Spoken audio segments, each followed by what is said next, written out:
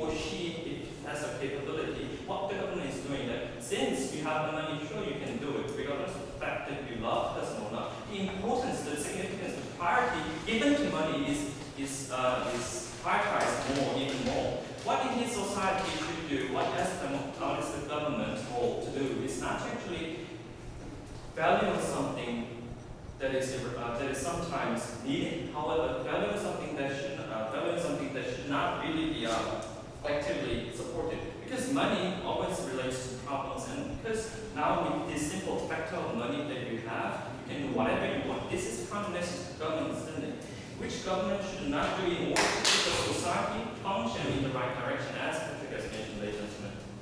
So then, finally, again, with the value of love, we do require that the physical presence of your wife or husband is really important. And in this polygamy system, you do not necessarily have it because you have many different texts sent to different wives and so on.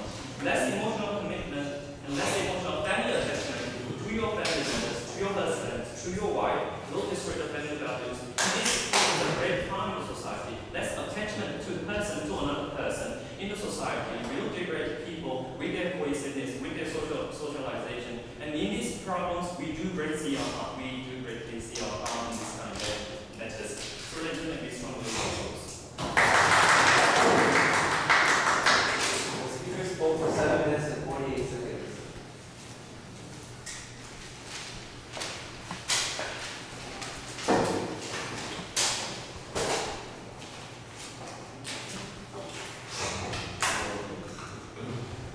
We thank the speaker to extend the case of the government side by number of the government.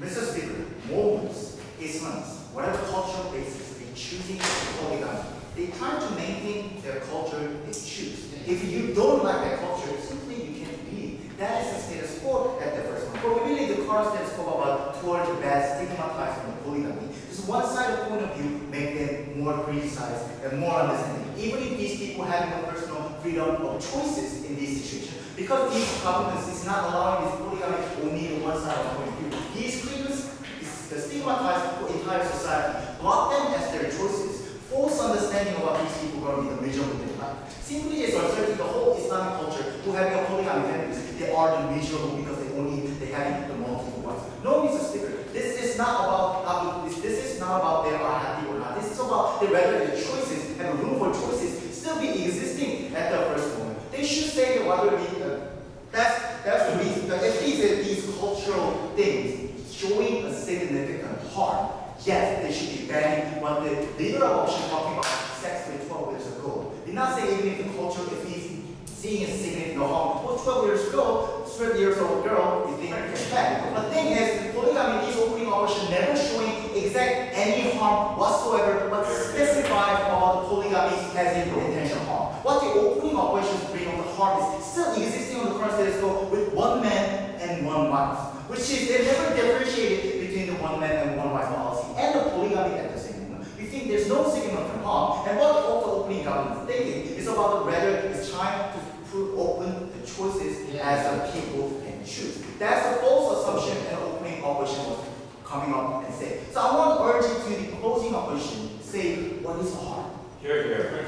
So I'm going to moving on to my rebuttals and moving on to my extension. What will be of benefit? We think that legalizing the polygamy, having bring more balance within the culture, closing a gap, and also a woman already choosing this polygamy, but criticized by illegal action, will be having more benefit if we pass this motion, Mr. Speaker. Here. Yes. Currently in the Middle East where polygamy is allowed, you buy a 16-year-old girl with a lot of money and you have a legal system. What kind of solution do you have to this kind of issues? That is, firstly, the opening government. We're going to talk about dealing with adult situation, which is, this is already illegal action when you buy 12 years old at the first moment. They never differentiated on any other countries, such as United States. They ask you to urge the closing operation, such as United States, you are the woman, you having multiple wives. Why even I choose my lifestyle? Why I have to criticize by others? Because these legalizing action, uncertainty. It's not about showing the balanced point of view at the first one. Moving on to elaboration by my extension. Moving on to rebuttal at the first one. What the opening opposition cases so far, so on. Firstly, they think it's a false choices. It's our assertion at the first one. It's consent based what the opening government was talking about. And also, even if you marriage with false assumption, check and balances still existing inside of terms of the marriage, Mr. Speaker. Even if you are being a polygamy, it doesn't mean that these women having a choice to divorce and go to court and separate it with this spouse. And also these other wives also having a choice in check and balances. Within these check and balances, as long as you're concerned to allowing the second wife, these families' choices should be verified, should be guaranteed. These opening opposition cases never dealt with this situation at the first place. Secondly, about adultery. This adultery cases it's still happening. So how should prove that this polygamy situation, how we more worsen this adultery situation. They never prove it as a harm. We think that's what polygamy still having choices is that it. So I'm going to moving on to my extensions about the benefit. We think the certain points, especially like kind of Western point of view, is about the one man and one wife policy. It's creating a no counter checking around among them as a lead their lives. That's why people are not examining about these proper counter. They just believing without no evidence whatsoever. So they just simply say it's bad. They stigmatize, even like choose these lifestyles. They stigmatize and not only for individual, for whole community. But if we allow this legal polygamy, people can actually see this what polygamy family actually does. Whether these people will choose the multiple family or just one single family, it's up to their choices. But the thing is, these current status quo never bring these current examining balances between the polygamy and the one man and one wife policy. So we believe this legalizing policy and one benefit is bring a cultural balances at the first moment. And moving on to my second level of what kind of benefit, this woman cannot come up to the polygamy in the current status quo, can be empowerment and can be representing themselves as a legal state. Because with certain current status quo, if one woman claim herself, I'm a polygamy family and I'm really be happy, I'm going against the society. What these polygamy group, community supporting group does, not only like empowerment and being supported by women, because these women just abandon the woman because they don't want to get more criticized by these society. In no sense, even I choose these polygamy as my lifestyles. This polygamy community didn't support me because legalizing was huge stigmatized, no check and balances whatsoever between one man, one marriage, and this polygamy family. So these women who choose already choosing as princess still abandoning, still more less harmony. And also people recognize these vicious circles, say, oh look, because of the polygamy, these women abandoned. These vicious circles still creating more stigmatized inside the community. So we believe this making legalized as a choices and legalizing this as a firm family. These women easily can come up and say, I'm happy and I'm happy with my multiple sisters' wife. But still, if people will see, it's not about the legalization. It's not about the illegal act. People see, yes, there can be a certain choices. These women can be happy to choose, and potential other women can be happy to choose in these polygamy as choices, Mr. Speaker.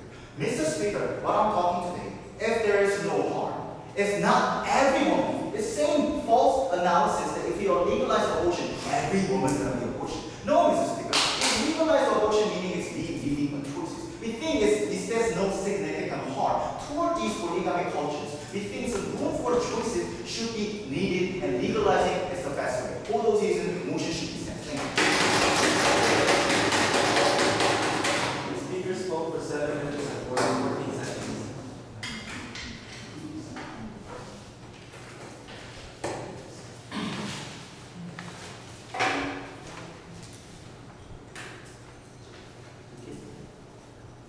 Alright, we made a new speaker to extend the case from the opposition side.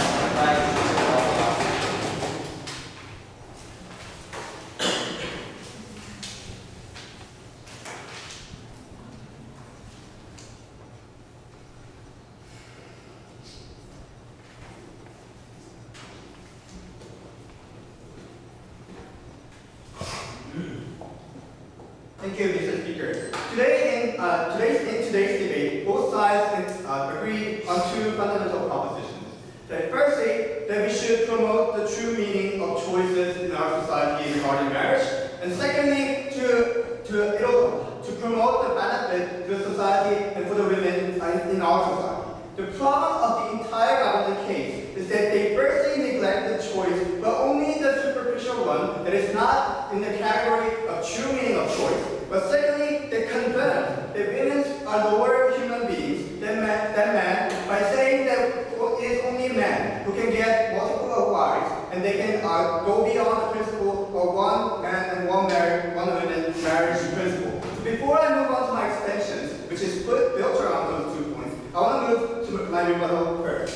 First point of rebuttal is that their government's assertion that it is a perfect true meaning of choice, and they can rely on the autonomy of women and the people in our society. We say those kind of things are absolutely false, because we say freedom of choice and criteria can be drawn to the point where that choice is based on the true willingness of the participants, and secondly, if those choices are not harming the other choices, are not harming the freedom of other people in our society. So first criteria, the true meaning of choice, is that it is the man who holds the power and money, and they are the ones who are most likely to have multiple wives for their wife. And it's especially important in the countries where there's a huge income gap and where there's a huge gap between social status, economic status. There is a strong pressure and there is a strong leverage for the man's side to manipulate and strongly pressure the choice of women to marry them. Because no women wants to marry a husband who has multiple wives. So secondly, why is it restricting the freedom of choice for others? Because if you are proposing freedom, you're not proposing the absolute freedom. But then, why not let women to have multiple husbands in the status quo? If they're following their logic, if we can rely on the perfect autonomy of choice and their choices, why not allow women to have multiple husbands? Because they assume that men are the only one that deserve to have many and multiple husbands. And second rebuttal is that harm done to women.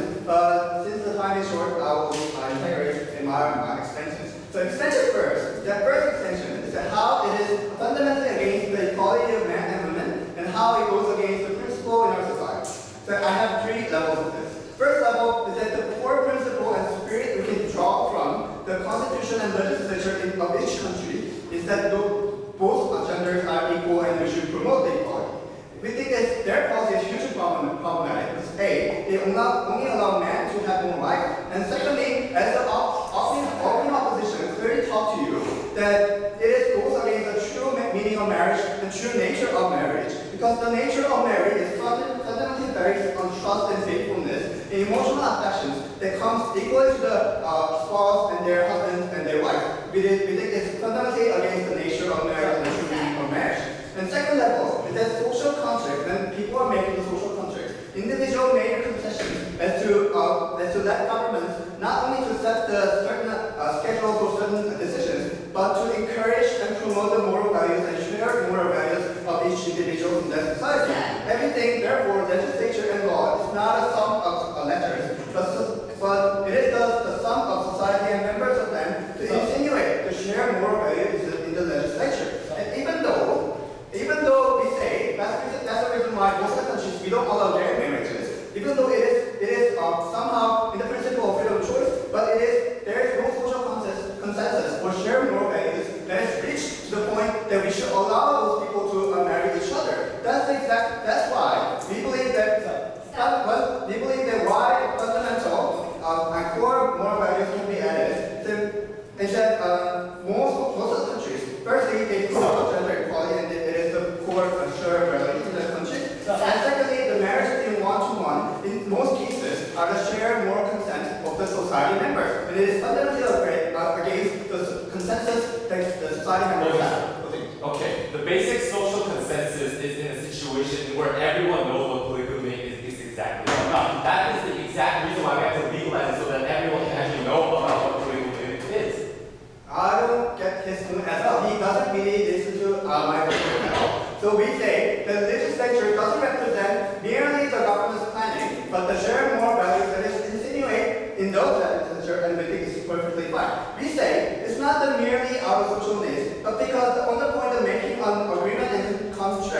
one-to-one marriage is a fundamental morality that we should uphold and that is consented between the social members in our society.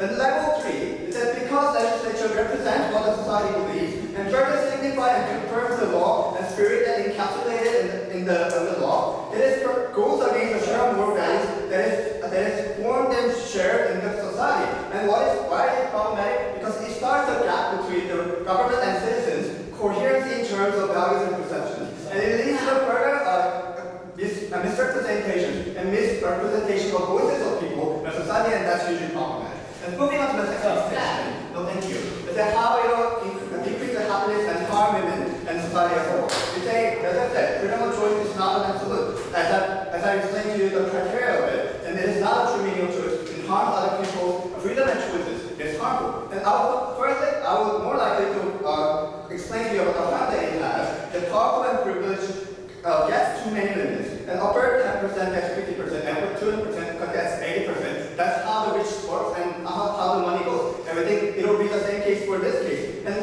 first harm that more people, especially in the rural area, underprivileged, will not be able to get their wives. And it is fundamentally important because essential happiness and what makes you happy and stable life comes from family and the emotional happiness that family has. And in those cases, like countries like China, where the biggest gap between rich and poor, and where the biggest gap between the cosmopolitan and the rural area, we think those kind of situations will be significantly harmful for those people. And we think it's further harmful because it harms the children and the kids in the early age. Because there should be a two sides of parenting, first from the father and second from the women. And it should be equally protected for the children to go in a healthy psychological way. And this policy will make the husband to go and pay less attention to those kids, and they will not regard them as a kid they actually think is important. And we think that's hugely harmful for the young children who are about to grow and who learn how the society works and what the values that society has. So what did I talk to you today? Firstly, I talked to you about why this policy is principally wrong, and secondly, the harm it has. Thank you.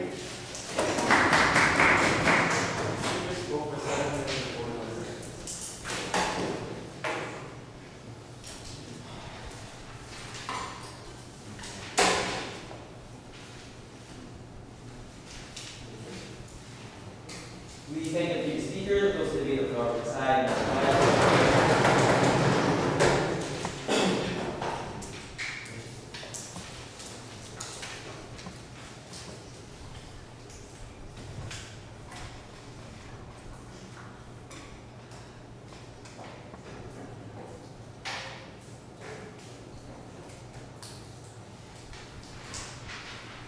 The contribution coming from CAU2 is that culture is based upon perception. It is based upon the idea that people have towards that individual culture. It is based upon what kind of social consensus is created within the society. And we believe on CAU2, we strongly believe that this social consensus is not an informed choice. It is not something that's agreed by that society, and that is why we want to legalize it on CAU2. The overall problem coming from the main opposition bench is that they're based upon principles and ideas, very ideological arguments, and not actually looking into the reality of what happens to individuals within that culture, the kind of people that are being affected by polygamy, or the kind of people that will benefit from this kind of policy at the end of the day. This is something that has been continuously asked for the opposition to please come up with an institutional, tangible harm that we will see if we allow polygamy effects. We strongly believe that member of opposition did not fulfill his role. What did he tell you? He told you that this has to be done by society. There has to be a social consensus. This is exactly why we're trying to legalize this in the first place. Because people have a Western idea, a one-sided point of view of how they look and perceive polygamy, is because Western societies just say that polygamy is a very bad thing, without actually talking to these individuals, without actually looking into the cultures of how polygamy has actually occurred within the society itself. We strongly believe that on that basis, social perception is only going to be on the one biased view, and we believe that on that basis, they're actually helping us and not actually legalizing this thing. Second of all, they also talked about how there's going to be a gap between the governments and citizens themselves, based upon different ideas. We see this every single day within the status quo, right? So on the second level, we strongly believe that this is actually going to help on the basis of governments and citizens having a very ideological view of polygamy, on the basis that we're actually legalizing it on the government basis. The government is actually taking a stance, and within the society, we can actually allow polygamy to occur within the society. Therefore, this is actually helping the gap and to actually be decreased within the society. are actually following it. The third thing is that there's going to be a very big gap between like the rich people and the poor people, right? Like maybe poor people might not be able to get wives, and rich people who get a hell of a wives. Therefore, it's going to affect the younger children. First of all, we strongly see within the status quo that poor people still actually do marry poor people within the status quo. We don't see that that's very big of a problem. But second of all, we strongly believe that younger education, younger children is not that big of an issue. Why? Because we already see that the social consensus within the society, by legalizing it, is a social norm within the society itself. So on that basis, we don't believe how this confusion is going to come within these younger children. They will be able to understand and get the education within the society itself. I have two issues with today's debate. One is about the overall clash of rights between like freedom of choice or the social norms that happen within the upper right. Second of all, I'm going to basically focus upon the extension coming from closing path, with basically by my member of government, because member of opposition completely ignored it. Yes. What kind of incentive would the Congress have to pass a law which is not socially accepted, which will against their vote when they go into election procedures? First of all, it's a very big assumption to think that everyone perceives polygamy as a very, very, very bad thing. But second of all, we can actually see within the society that once you allow legalizing, this is like very like practical argumentation and stuff. They know that they're losing upon the principle of argumentation. But we strongly agree on the fact that these individuals are the people. That is basically why we have to legalize it, so that we can have a better perception, which was the like extension coming from like my member, right? Let's go to the first issue about clash of rights, because the overall clash happening was freedom of choice versus the social norm. These social norms are basically like legal procedure, moral justification, family values, and overall a calculus is saying that money shouldn't be everything when you're having an emotional relationship. That's like a false assumption, right? You can clearly see that within marriage themselves, they have a very big incentive to have a calculus on whether you're going to go for more happiness or not. It is an issue about whether it's money or not. But money is just a method to actually get that kind of happiness, which was something that the opening government directly said. It is the freedom of choice that these individuals can make so that they can pursue that happiness. We make these choices every single day, right? I came to this NEAO so I can basically win and get happiness. So on that basis, this kind of choice is actually directly drawn within the status quo. Money is just a method. I use money to buy a plane ticket to come to NEAO. So on that basis, we strongly believe that money isn't like a goal, but it's just a choice that these individuals are making. But second of all, we strongly believe that these social norms are not that harmful within the society. Just because you say that these individual people are like restricting their freedom of choice, the harm that have been proved by the government bench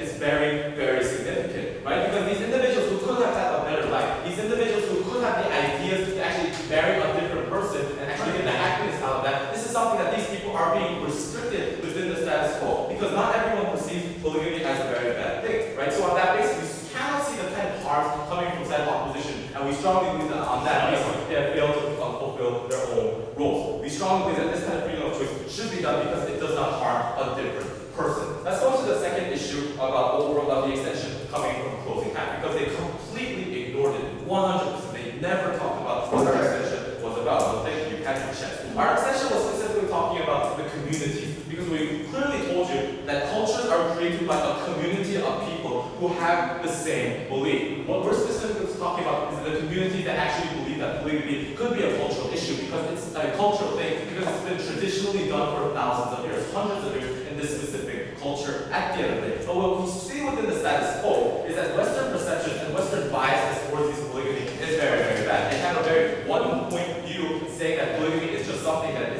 should not be accepted within the society. Therefore, if the status quo is like continuously illegal, making this kind of policy illegal within the status quo, we strongly believe that they cannot actually come out, they cannot actually interact with these individuals to actually change that perception. We strongly believe that on CAU2, we clearly showed you the direct benefits of counter-checking this kind of one-point bias here. Why? Because this directly empowers the kind of people within that community itself. It directly empowers the women living within that community. Why? Because first of all, we've already told you that these individuals have an incentive to come out, because they don't want to live in a society and where their ideas and their perceptions are continuously illegal and continuously bad. They have a better incentive to come out into society and say that their cultural issues are good. On that basis, we give them an incentive to actually come out within the society. Second of all, we've already told you that these communities have a disincentive to come out within the society if it is legal. However, there are going to be individuals who want to say that polygamy is good. On that basis, on a community basis, we strongly believe that that community will actually basically kick that individual out because they don't want the legal attention. They don't want further stigmatization within the status quo, because that is what they're going to get if we continuously say that polygamy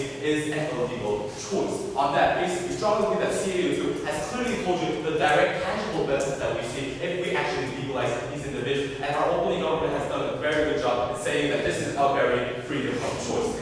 Mr. Speaker, the overall notion happening within society is that choices have consequences. There are two exceptions, right? One is polygamy. They have never shown any harm or any consequences within the status quo. But the second exception, where there is no harm with choice, is you writing a CAU2 ranking personality. Thank you. Speakers spoke for 7 minutes and 9 seconds.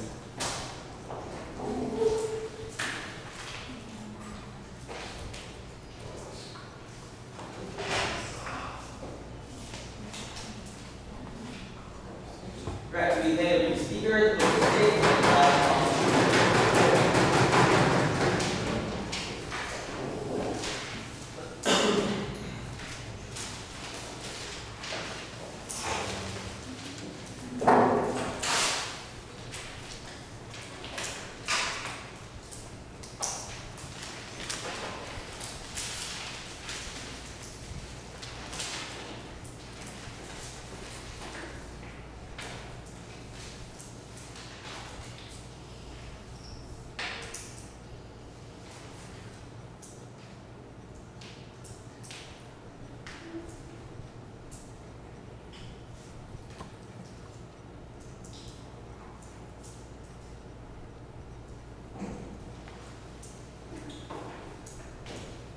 Thank you, Mr. Yeah.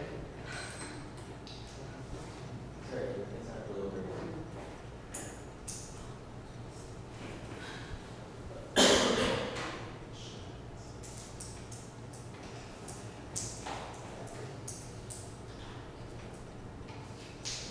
Thank you, Mr. Speaker.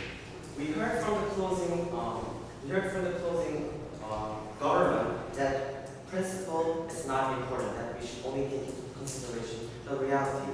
But we on the opposition clearly say that principles and laws that come out from these principles are the ones that uphold and maintain the system of society, especially when the principles come out from the social consensus among people who live in that society. And we think that it's the responsibility of the government to accurately reflect and respect that social consensus. We say that that's very important. Having said that, I would like to go into the three main issues that I saw in today's debate, and would like to tell you how the arguments coming from the opposition made much more logical sense and were also provided by the government side. The three issues that I saw in today's debate have to do with the rights of individuals, and secondly, the effects of this policy will have on women, especially, and I will focus especially on the system of consent. And finally, the final issue had to do with the effects that this policy will have on society as a whole. So, the first issue of the rights of individuals. We heard from the opening government that individuals can pursue happiness if there's no harm to society.